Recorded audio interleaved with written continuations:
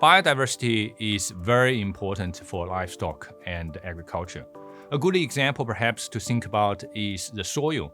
Everything starts with soil. If we don't have a good soil, we won't be able to grow a good pasture. My name is Paul Cheng. I'm Associate Professor in Livestock Nutrition and Grazing Management.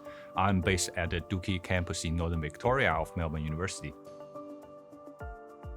The seed funding project is about understand the potential trade-offs, but also synergies between the biodiversity that we have on a particular piece of land or landscape and the productivity of the pasture. As we know that the productivity of the pasture is the backbone of our livestock production system in Australia.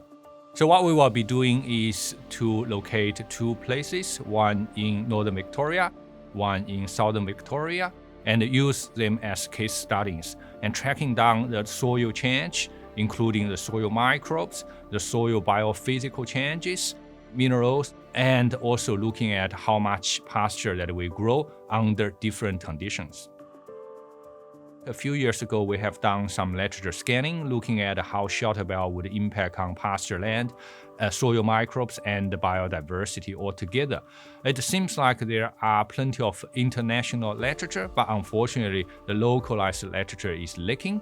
And as we know that, particularly with climate change these days, different location, different climate, different change into the future. So we really need to have more local data to allow us to produce local solutions.